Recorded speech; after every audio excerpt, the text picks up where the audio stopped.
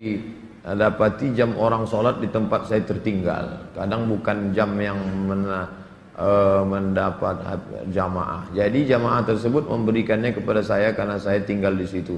Bagaimana itu Pak Ustadz? Buat pengumuman kehilangan, pernah saya buat nggak ada respon. Sekarang di kamar saya ada 2 jam orang tertinggal. Misalnya saya mau pakai, gimana hukumnya Pak Ustadz?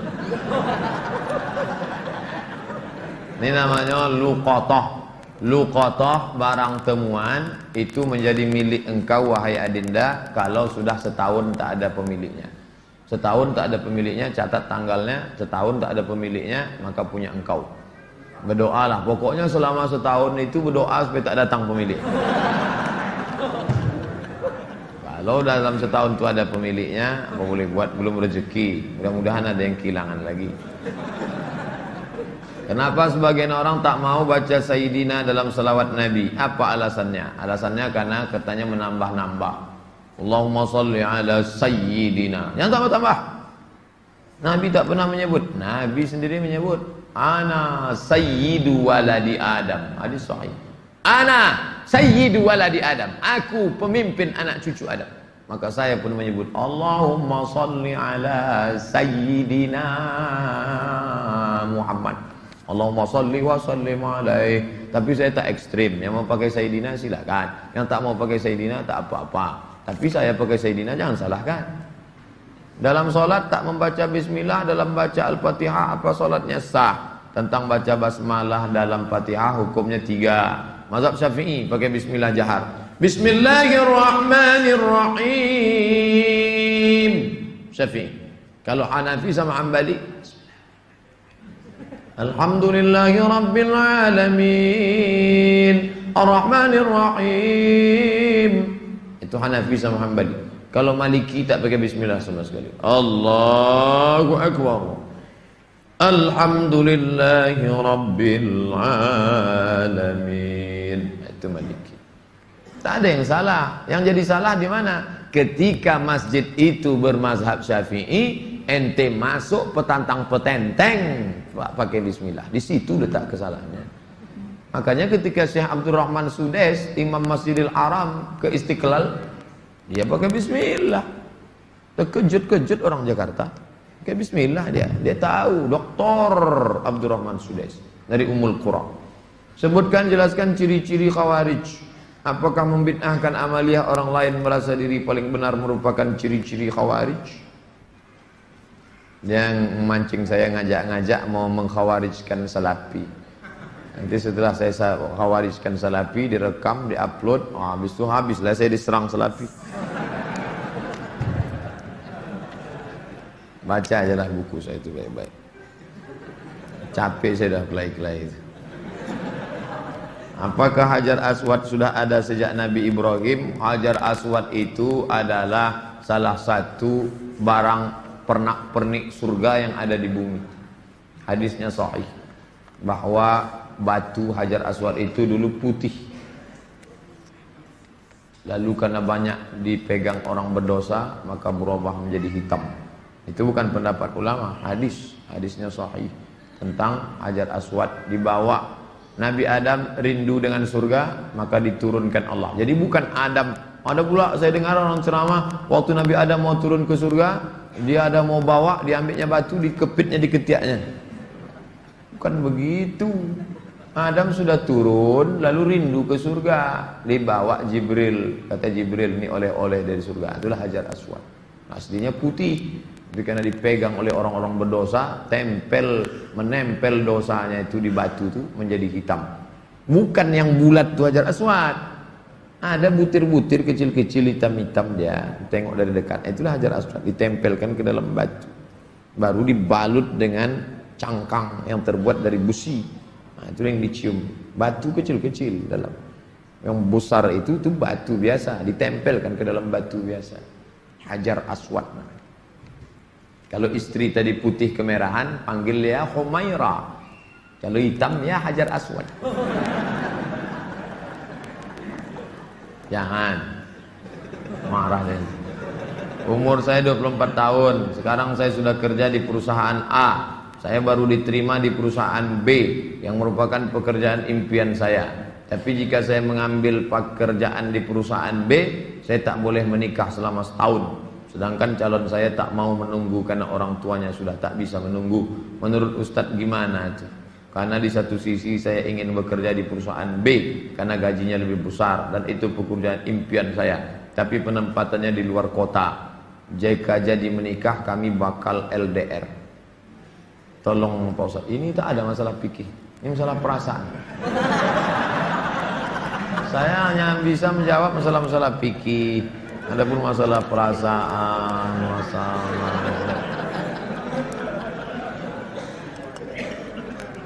saya yang bisa saya jawab tuh halal, haram, makruh, mubah, rukun, syarat, wajib, sunat, sunat muakkad. Adapun masalah ini baiknya kalian duduklah musyawarah. Adinda, kita menikah-nikah saling pengertian. Aku kuliah pontang-panting mau kerja ini kerja yang paling. Tolonglah kau pahami keadaanku sekarang. Kalau dari awal aja dia tak bisa ngerti kita, gimana setelahnya? Ini belum lagi menikah, main paksa-paksa, tak bisa. Ini dua makhluk yang berbeda. Walaupun sama-sama mau makan telur ayam, yang satu mata sapi, yang satu dadar, bisa berkelahi. Ini harus mengalah. Hari ini aku mata sapi, besok kau dadar. Ya, lama-lama yang mata sapi suka dadar, yang dadar suka mata sapi. Harus begitu. Nah, kan keperasaan juga ujung. Berapa menit setelah berbuka baru azan Pak Ustaz? Waktu azan itulah berbuka. Tengok definisi puasa. Imsakun nafsi, menahan diri anil mahzurati, dari semua yang membatalkan puasa. Min tulu'il fajri, dari terbit fajar. Terbit fajar itu azan subuh. Ila ghurubis syamsi, tenggelam matahari, syafaq ahmar, azan maghrib. Hanya saja bagi muazin minum dia dulu. Muazin itu dianjurkan minum dia. Zahabadh dhama'u wa batallatil uruq wa thabatal ajru. Baru dia azan. Allahu akbar, Allahu akbar. Nah, itu dah minum tuh. Kalau yang belum minum, Allah, belum minum. Apakah boleh kita makan setelah selesai, setelah Isya masuk? Yang penting batalkan dulu puasanya dengan minum kah, makan buah kah, jangan makan es. Karena usus itu kering, knalpot yang kering panas disiramkan air es, mengelupas cat-catnya. Begitulah usus kita itu rusak. Maka yang paling bagus orang Mesir, korma kering, bukan korma yang basah, korma kering, pecah-pecah, buang bijinya, masukkan ke dalam, siram pakai air panas. Agak-agak 2 jam menjelang berbuka. Nanti menyatu dia, diminum. Itulah yang paling bagus. Minum kesukaan Nabi, air korma. Minum air korma. Bagus, manis dia. Maka usus kita awet. Apakah batal puasa mencicipi gulai untuk merasakan garamnya? Mazhab Hambali mengatakan tak batal karena dia tak masuk ke rongga, tak masuk ke dalam, hanya di ujung lidah. Di ujung lidah ini ada perasa. Jadi teteskan. Maka tak batal karena tak masuk. Habis dirasanya gini, habis itu diludahkannya boleh. Tak masuk ke sini, tak masuk. Mazhab Hambali, tapi saya tak mengamalkan. Saya tidak mengamalkan. Ini saya jawab, mana tahu nanti ada ustadz. Saya bilang tak boleh. Tiba-tiba ada ustadz mengatakan, oh tak tahu Ustadz Somad. Saya tahu, tapi saya tak amalkan. Kenapa? Membuka pintu celah. Saya tak menyalahkan Imam Hambali. Orang sekarang imannya tak macam Hambali. Asik mencicip aja dari pagi. Cicip. Ustadz gimana cara menghafal Quran? Kami dulu aturan di Al-Azhar tidak pakai SKS, kuliah tak SKS, setahun dipaket 14 mata kuliah, 2 juz Al-Quran, tidak pakai SKS, tahun 1, tahun 2, tahun 3, tahun 4, 14, 2 juz. Jadi cara kami sebelum subuh dihafal dulu. Satu halaman. Sebelum subuh hafal 1 halaman. Nanti ke masjid, qobliyah subuh baru diulang waktu baca. Tahiyatul masjid itu dibaca. Maka lama sholatnya karena mengulang. 1 rakaat setengah diulang. tahiyatul masjid, qabliyah subuh, duha, qabliyah zuhur, ba'diyah zuhur, dalam sholat zuhur, qabliyah asar. Nanti asar distorkan ke syekh. Biasanya di tiang-tiang syekh nunggu ngapal. Tapi yang mau menghafal ngantri panjang, nyetorkan hafalan. Tradisi itu tak ada di Pekanbaru. Kalau di Mesir menyetorkan hafalan ngantri menjelang asar sampai maghrib, menyetorkan hafalan setengah juz. 1 hari, 2 hari. Jadi 20 hari hafal 1 juz. 20 hari. Nah, baru waktu yang lain dipakai untuk menghafal. Ujian tak boleh bawa buku. Masuk ke dalam hanya pena saja, bawa kertas tak boleh. Kalau ketahuan mencontek, ditangkap, bisa dicabut, deportasi. Jadi kalau sudah deportasi, putus beasiswa, pulang tak dapat tiket, diusir dari asrama, malu. Karena dulu sebelum berangkat udah kenduri motong kambing. Jadi tekanannya tinggi. Jadi ketika saya pulang, saya terapkan sistem itu. Tak boleh nyontek. Semuanya menyontek. Akhirnya saya berpikir, gimana supaya saya buat 10 soal. Buat 10 soal, bagi.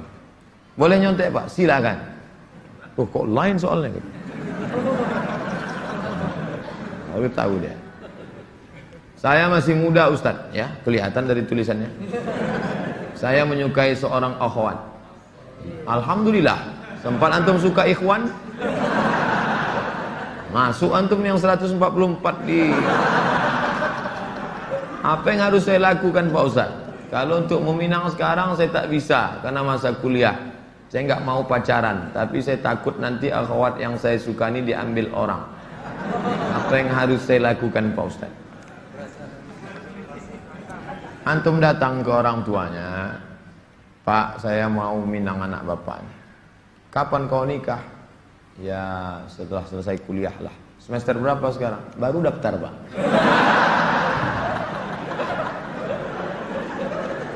Itu rasa-rasa biasa saja itu adik-adik sekalian. Nanti setelah sekalian kuliah, banyak yang lebih cantik, lebih mantap dari itu. Anggap ingin lalu aja. Tak ada. Nanti setelah kalian selesai, banyak yang lebih hebat lagi daripada itu. Maka tundukkan pandangan. Yang gadis-gadis bagus pakai cadar supaya tak nampak laki-laki wajah. Ustadz di mana di Pekanbaru ini tempat belajar tahsin ngaji? Ustadz Hardi LC. Datang ke Tafakuh. Banyak kajian. Jamnya ada. Datang ke kantor Tafakuh depan gedung guru.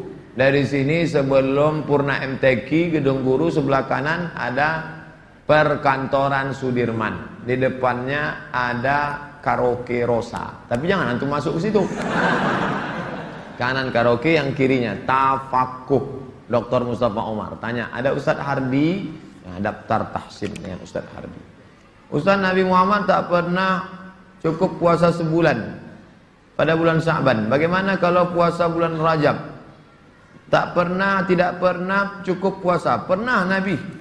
Bulan Sya'ban pernah Nabi sebulan. Karena Rasulullah SAW yasumu Sya'ban kullah. Kata ulama makna kullahu, pernah dia sebulan. Tapi tidak tiap tahun. Pernah, tapi tidak tiap tahun. Bagaimana dengan Rajab? Rajab bagus. Mana dalil puasa Rajab? Wa minal hurumi fasum. Berpuasalah engkau di bulan-bulan haram. Bulan haram itu Zulqa'dah, Zulhijjah, Muharram, Rajab. Dalilnya umum. Ustadz, gimana biar istiqomah sholat di masjid? Begitu sedengar azan langsung bangkit. Karena waktu azan berkumandang setan lari tunggang langgang. Wa alaiha duratun, sampai terkentut-kentut. Begitu terdengar azan, Allahu Akbar, Allahu Akbar, bangkit langsung berangkat. Jangan antum santai nanti aja lah nunggu iqamat. Oh enggak, langsung berangkat, langsung ke masjid. Intizarus shalah ba'da shalah, menunggu sholat. Paksa-paksakan sampai dia mendarah daging sehingga kalau tak sholat meleleh air mata antum. Itu baru terasa manisnya sholat jamaah. Apa saja penyebab rezeki dihambat Ustaz? Kami sudah kerja potong panting tapi hasilnya selalu kurang, malah hutang tambah banyak. Banyak berdoa kata Nabi pada orang yang dililit utang, Allahumma inni a'udzubika minal hammi wal hazan wal ajzi wal kasal wal jubni wal bukhul wa dhala'id daini wa ghalabatir rijal. Berusaha. Kalau engkau belum diberi Allah, husnuzan pada Allah. Tak sulit bagi Allah menyehatkan Ayub, tak sulit bagi Allah menyelamatkan Yusuf, tak sulit bagi Allah membuat Ibrahim punya anak Ishak, tak sulit bagi Allah menolong Muhammad sallallahu alaihi wasallam. Dia hanya ingin menengok engkau terus berusaha dan berdoa. Bagaimana hukumnya dalam perjalanan menuju kajian Ustadz? Kami melaksanakan sholat maghrib di jalan. Setelah selesai sholat kami tak berzikir dan langsung melanjutkan perjalanan. Bagaimana itu Pak Ustadz? Sambil naik kendaraan itu kalian berzikir. Subhanallah, subhanallah, subhanallah, subhanallah, subhanallah, subhanallah, subhanallah. Alhamdulillah, alhamdulillah, alhamdulillah. Tet, subhanallah. Alladzina yazkuruna Allah qiyaman, berzikir waktu tegak, wa qu'udan, waktu berjalan, waktu duduk, wa ala junubihim, waktu berbaring. Zikir tak boleh putus. Karena mau cepat takut terlambat. Assalamualaikum warahmatullahi wabarakatuh. Tetap ba'diyah rawatib.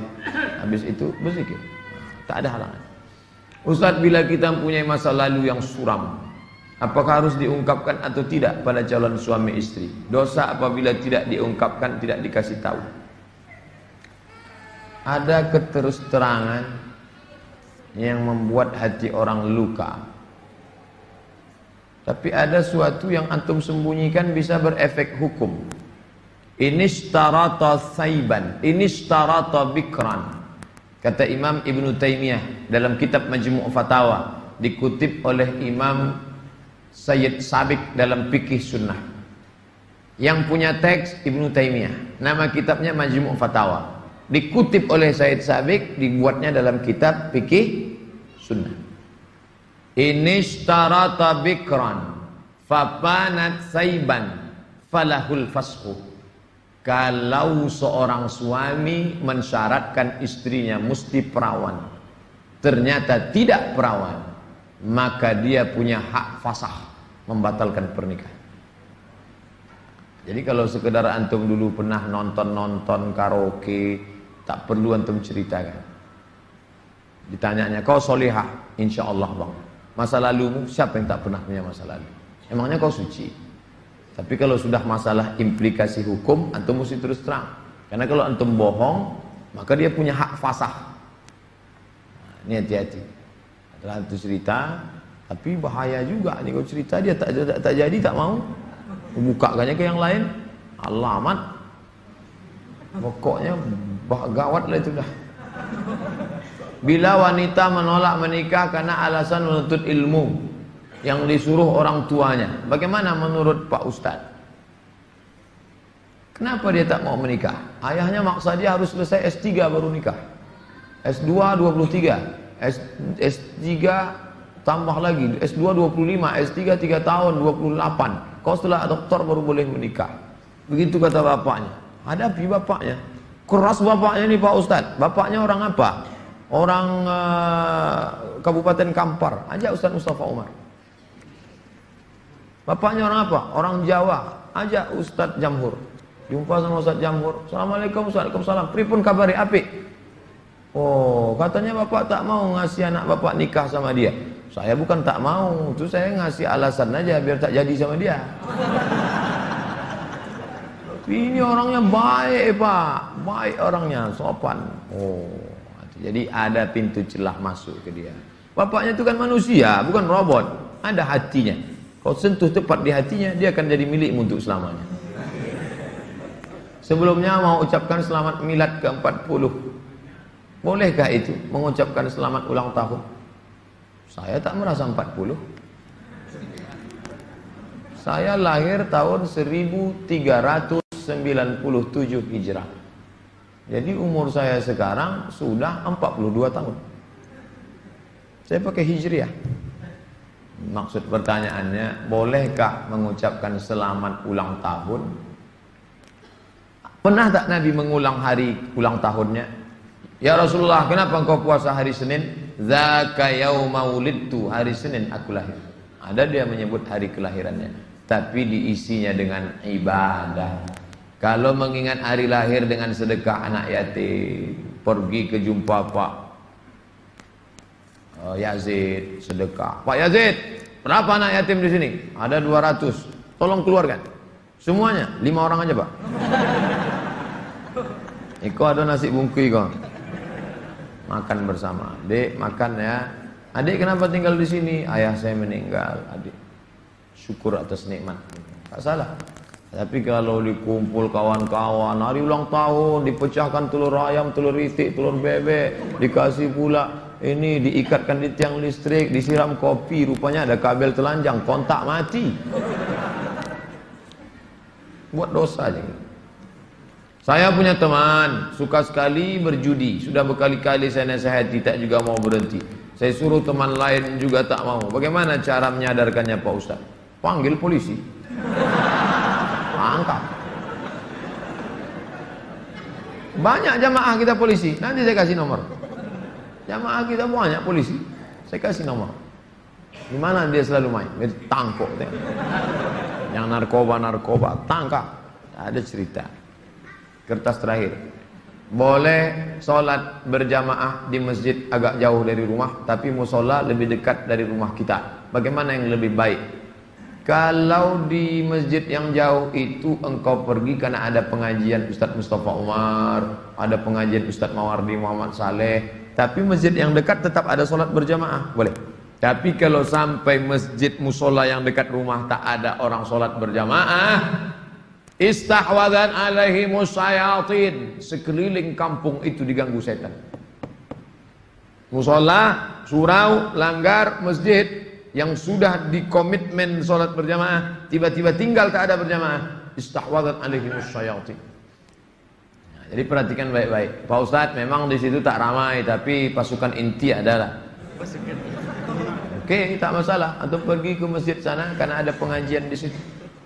Tapi kalau sampai kosong, antum yang azan di situ, antum azan sholat dulu, selesai sholat baru pergi ke sana. Azan subuh sudah siap di masjid musola. Kita sholat sunat fajar di rumah. Siap sholat sunat baru kita ke masjid. Apakah sah sholat? Apakah sholat sunat kita itu sholat sunat di rumah? Rumahnya dekat. Tapi kalau rumahnya jauh, sholatnya di masjid. Nabi sholatnya kan di rumah. Nabi itu jarak dia 22 meter. Dari mimbar Nabi ke dinding kamar Nabi 22 meter. Kita berapa kali belok? Terakhir, apa boleh sholat tarawih di masjid jauh dari rumah kita, sedangkan masjid musola ada dekat? Sama jawaban macam tadi. Ala hazihin niyah. Al-Fatihah. A'udzubillahi minasyaitonir rajim. Bismillahirrahmanirrahim. Alhamdulillahi rabbil alamin. Ar-Rahmanir Rahim. Maliki yaumiddin. Iyyaka na'budu wa iyyaka nasta'in. Ihdinas siratal mustaqim. Siratal ladzina an'amta 'alaihim ghairil maghdubi 'alaihim waladdallin. Amin. A'udzu billahi minasyaitonir rajim. Bismillahirrahmanirrahim. Alhamdulillahi rabbil alamin. Wassalatu wassalamu ala asyrafil anbiya'i wal mursalin wa ala alihi wa sahbihi ajma'in.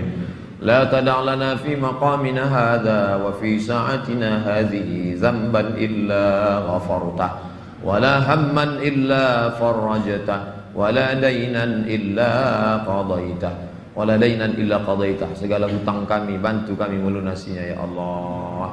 Wala mumtahinan illa najahta. Saudara kami yang sedang ujian pekerjaan, ujian masuk perguruan tinggi, luluskan ya Allah. Wala aziban illa zawwajtah. Yang akan menikah, mudahkan urusan pernikahannya ya Allah. Wala maridan illa syafaitah. Yang kau uji dengan penyakit, sembuhkan, sehat dari penyakitnya ya Allah. Wala mayitan illa rahimtah. Yang meninggal dunia, curahkan rahmat dan kasih sayangmu pada mereka ya Allah. Allahumma khtim lana bi husnil khatimah wa la taqtim alaina bi su'il khatimah. Allahumma ja'al akhir kalamina 'inda intihai ajalina. Jadikanlah akhir kalam kami ketika ajal kami sampai. Qaula la ilaha illallah. Rabbana atina fid dunya hasanatan wa fil akhirati hasanatan wa qina adzabannar. Sallallahu ala sayyidina Muhammadin wa ala alihi wa sahbihi wasallam. Walhamdulillahi rabbil alamin. Taqabbalallahu minkum minna wa minkum taqabbal ya karim.